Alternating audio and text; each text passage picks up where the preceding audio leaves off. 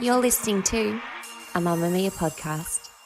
Mamamia acknowledges the traditional owners of land and waters that this podcast is recorded on.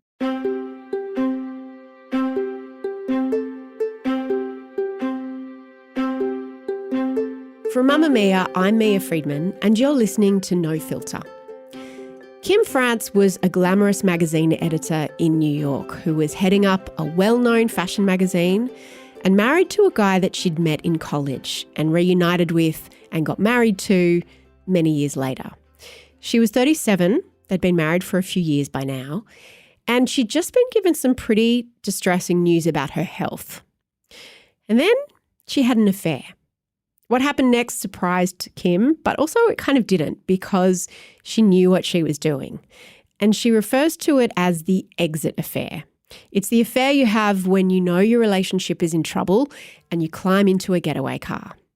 Kim is 59 now, and she recently wrote about her exit affair in her newsletter, Girls of a Certain Age. Writing about the day that she met Dan, which was at a dinner party that she went to with a group of friends, she wrote, Dan was the first to show up. To me, he seemed considerably more of what I would call striking than straightforwardly hot. I can't say I was interested right away, but at a certain point in the evening, I think I got curious as to whether I could attract him. I wasn't around single men all that much, and seeing if I could still draw one to me was an intriguing notion.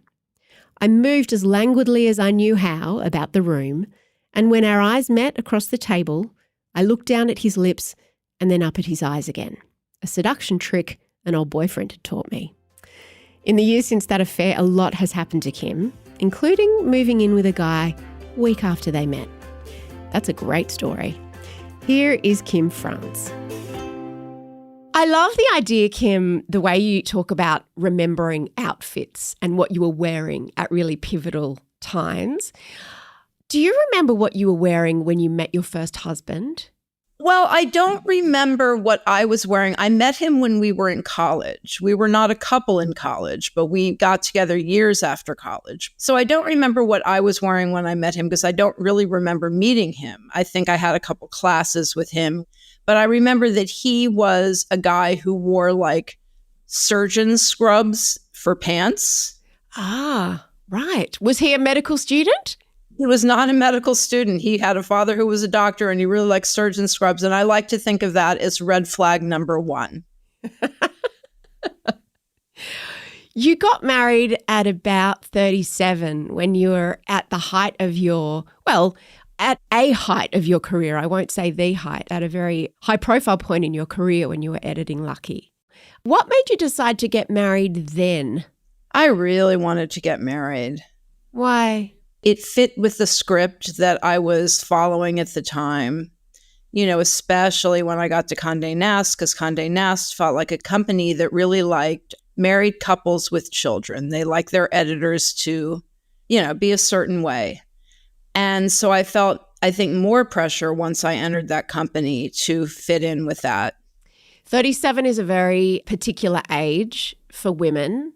Biological clocks are ticking and you've got a small window left. Was wanting to have children a factor in that for you, getting married? Absolutely. I had wanted to have children so badly that I considered in my early 30s doing it on my own. And I didn't ever have children. I got divorced before we got very far in the planning stages of that.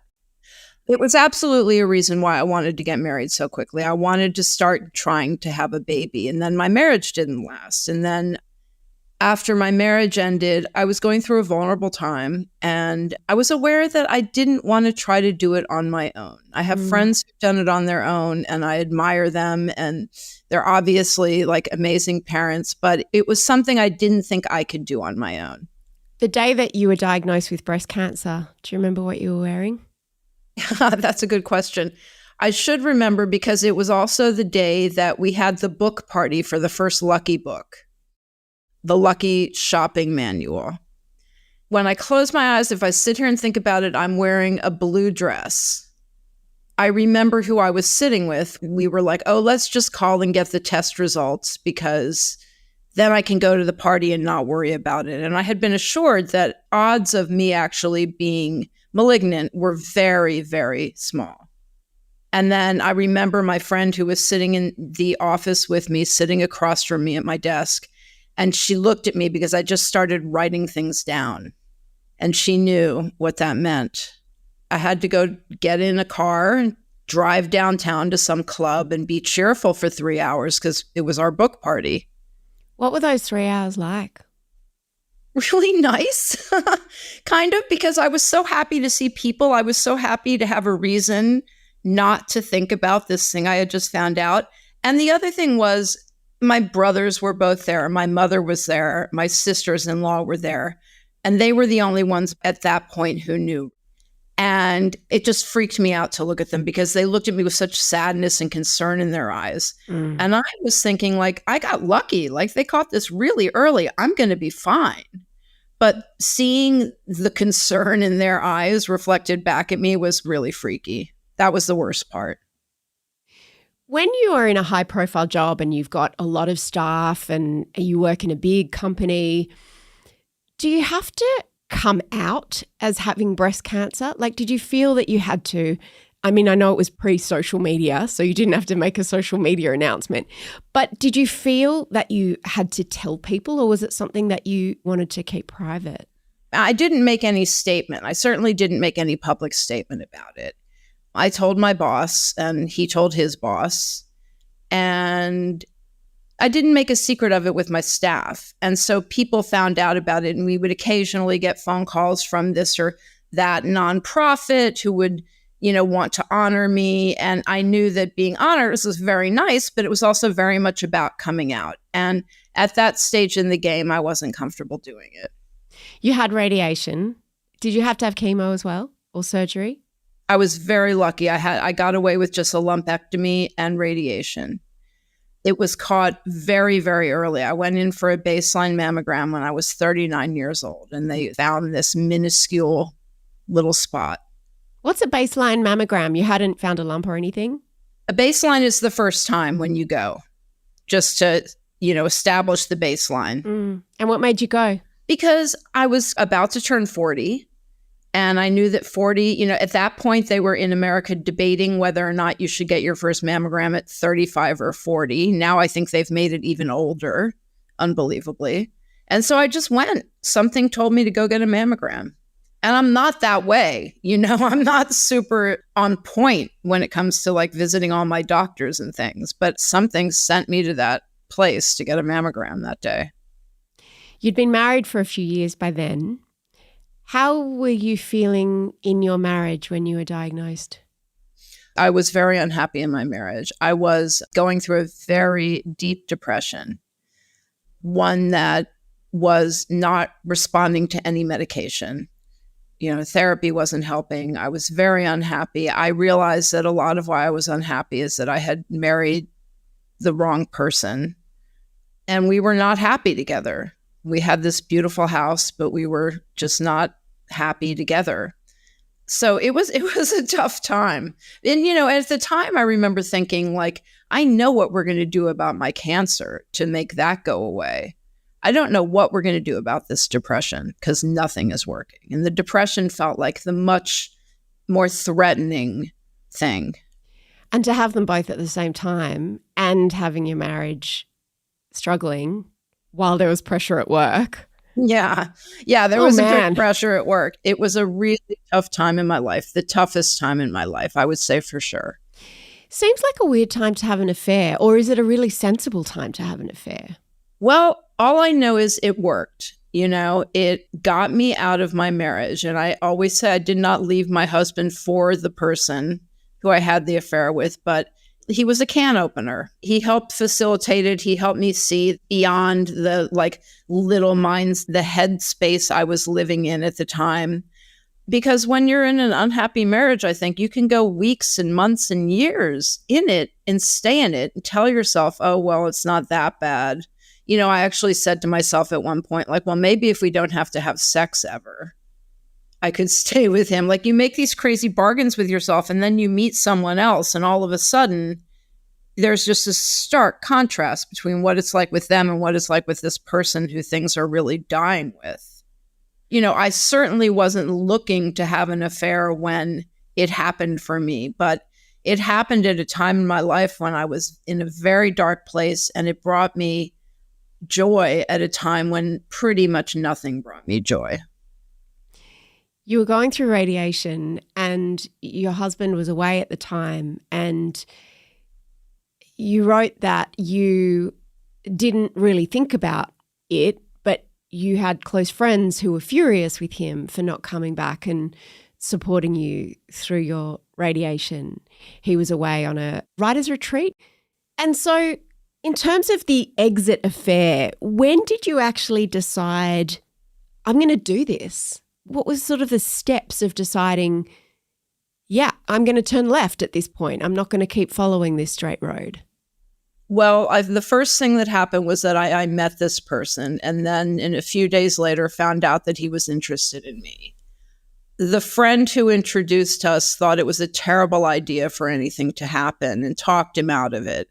But he was supposedly writing me a letter when I called up another mutual friend and said, like, tell me about this guy. So I was curious. I was definitely feeling my way, into this situation. And at a certain point, we spoke on the phone, and then we agreed that I would go see him. And then I woke up the morning I was supposed to go see him as depressed as I'd ever felt. And I literally couldn't get out of bed. This was before everyone had cell phones, so I couldn't call him.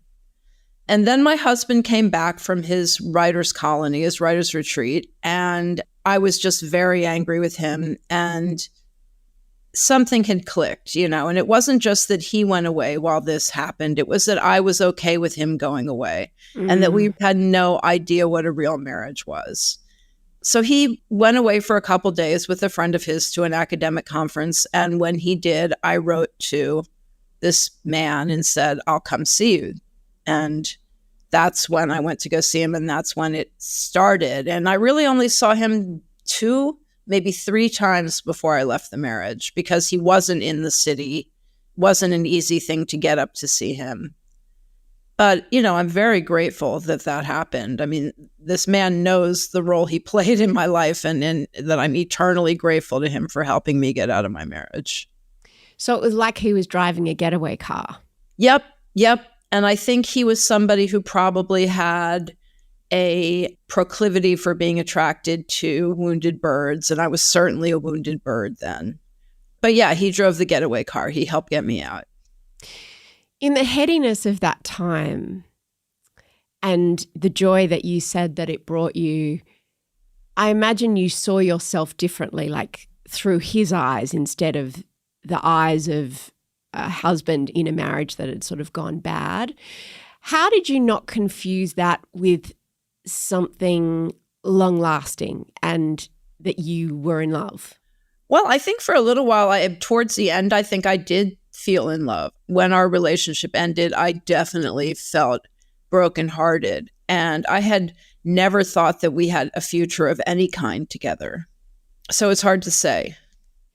The experience of divorce, even when the marriage is unhappy, is never easy. How did you go through that? Were you still seeing this other guy, or had you decided that, you needed to be on your own for a while?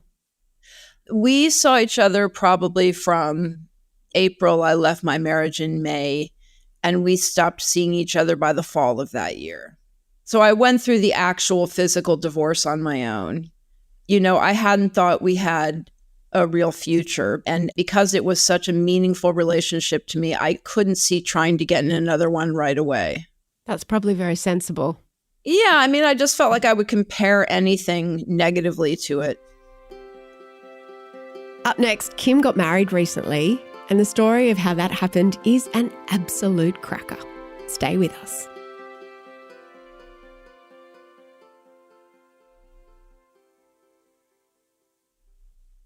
How long until you met your now husband? Oh, many years. Many like half-assed boyfriends.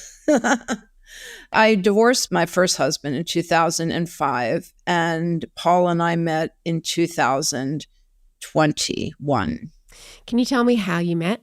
Do you remember the first time you saw his face? You had a very amusing account of how you were filtering people on the dating apps. I didn't like men who had photographs of themselves with private jets or at the gym or with celebrities. These were all things that really bothered me. And there was a picture of Paul with the band Devo. And I was like, okay, I guess it's cool because it's Devo. It's okay. I'm not going to disqualify him. And he'd written me a nice note. This was on Tinder.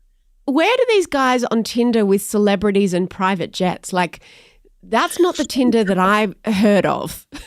I don't know how much time they actually spend in that private jet. Like anybody who actually spends time in a private jet probably isn't like putting it on their Tinder bio. Very good point. Very good point. But yeah, we met on Tinder and we chatted for a while online. And then I think we both were, we made plans to see each other. You decided to just Google each other though, didn't you? Well, we were like, yeah, he was like, I'm going to Google you now. And I was like, okay. He's like, what's your last name? And I told him my last name and I Googled him also. And what did you both discover? Well, I knew because he had told me that he founded School of Rock. So he's Jack Black. He is Jack Black, basically. The makers of School of Rock have never formally acknowledged that, but the evidence is kind of crazy. I mean, including the fact that the URL for his school was schoolofrock.com. Wow. Yeah. And he was he's been a very good sport about it. We go to this Zappa festival in Germany in the summer and people see him and point, like he's famous in this little town in Germany where they have the Zappa festival and they point and say, Jack Black, Jack Black. Very funny. So I learned that about him and there's a documentary about him and I watched the trailer, which kind of scared me, but I was undaunted. And then we met in the park. We met in Prospect Park in Brooklyn on a Saturday. We were both wearing masks. It was that weird time when people had been vaccinated, but they were still walking around with masks. And so that's when we met. That was our first date. What were you wearing? I was wearing a black silk top, some kind of skinny jeans, not too skinny, but pretty skinny from the brand 6397, and a white short jacket. And as a former fashion editor and someone who writes about fashion a lot, do you judge people by what they're wearing? Not as much as I used to. Some of the people I admire the most in the world are fiction writers, and fiction writers are often really schlumpy. And it's like this person who can compose a sentence that I couldn't even dream of being able to put together, like doesn't give a shit about what she wears or thinks she looks great in this. So who am I to judge, right? What was Paul wearing that first time you saw him? He wears the same thing every single day. Oh. He literally wears the same thing every single day. He was wearing blue jeans, a black polo shirt, and a black hoodie. If it's cooler out, he'll put a suit jacket over the black hoodie. So like Obama and Steve Jobs and those kind of iconic guys. I don't know a lot of women who do it, but there's a certain guy that just likes a uniform. Yeah, he's very happy in his uniform. I don't think he has any fashion ambitions of any kind. He doesn't care to express himself through clothes at all. So it works for him. Knowing what came afterwards, I'm really curious about how that first date played out and how it was different to other first dates that you've had.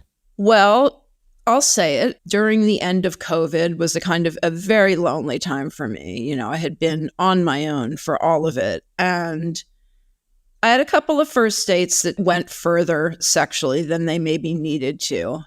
And I think one of the things that was so clear about Paul is that we were both that first date, all we did was kiss and we were in no rush for anything else to happen. And that's what felt remarkable about it because, men in New York on Tinder and the other apps are, typically looking to get laid. And I was an easy mark at the end of COVID. Were you kissing in the park? Yeah. So you arrive at the park. Hi, I'm Kim. Hi, I'm Paul. Nice to meet you in person. You sit down. And then we're walking and we're talking and we're talking and we're walking. And then we sit down on a bench. We take our masks off and we start talking more and we're talking about music. And I said, and I didn't mean it the way, it could have sounded, but I was like, why don't we go back to my apartment, which is close to here, and we can listen to some records. And he was like, okay, but can we kiss first? He just wanted to get it over with. He was feeling a lot of stress and he wanted to get the kiss over with so then we could just relax around each other. Did that work? Clearly it did. Yeah, it did work. It worked. And we hung out for hours. We listened to music. I made him dinner. And then he got in his little Jeep and drove away at 1 o'clock in the morning. Before he left, he asked if you could be exclusive, didn't he? He did. Is that a normal thing that people do after a first date? That was a very unusual thing to have happen, particularly in my dating life. But he said, and it made sense, he said, while we're figuring out what this is, let's just not see other people.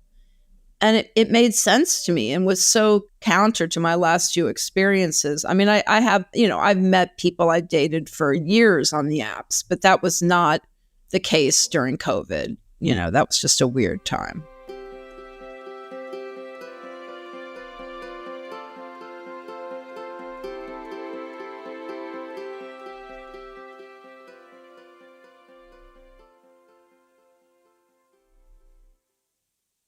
So then what happened? He drove away. You decided to be exclusive. It's 1 o'clock in the morning. Well, I mean, some of this is hard to talk about because it involves the end of his marriage. But we were within the week kind of living together. How did you feel about that? I think that, looking back on it, it's cuckoo that we did that. But it just sort of made sense. We kept wanting to be together. We kept wanting to see each other. And it went from you can come here whenever you want to this is where your mail comes pretty quickly. Did you ever discuss what that might mean? We discussed a lot about how we saw our relationship and how we saw our future. But I think we knew we were sort of, what do they say when your head is over your skis? You're a little, we knew we were a little ahead of ourselves, and we were we have to just stick together for a meaningful amount of time so that everyone around us doesn't think that this is a rebound thing for him, or that this is some crazy thing that we're doing. Because we both had a really clear sense, I just got really lucky and I met this person who gets me and somehow feels like he can tolerate me too. In a meaningful way. And it just worked out. I know, it's crazy. And recently some friends told me they were very worried at the beginning. They were worried for quite a while because they were worried Paul was just going to drift off and it was going to have been this great thing but then that's not what happened. Do you have a history of making impulsive decisions, and does he? I think when I was younger, I made crazier and more impulsive decisions. This didn't feel like anything that wasn't revocable. If things didn't work out. Mm-hmm. It wasn't like buying a house or, adopting a child or, flying off to Vegas, although it was a little bit like flying off to Vegas. So he moved in with you, and then, everything's always good at the beginning. And then what was sort of the process of learning about each other? Because there has to be some, not a cooling off period, but you know what I mean? Yeah, no, it's not like everything is immediately, and always we just want to smash our faces together constantly. Yeah. There are moments when you're like, oh, wow, okay.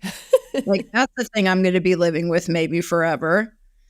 I'm not the easiest person, the fact that I found this person who, I meant it when I said who tolerates me and can, that's sort of understand, but who is delighted by me. What do you mean tolerates you and is delighted by you? The things about me that are tough, he doesn't have such a tough time with. And I think in the past, I've been in relationships where the things about me that were tough really, really, really bothered the people I was with. Mm. And I, at the same time, didn't feel like they were especially into the things about me that I thought were the good things about me. So I feel like I kind of have both of those things with him. Were you upfront with him about your experience with depression?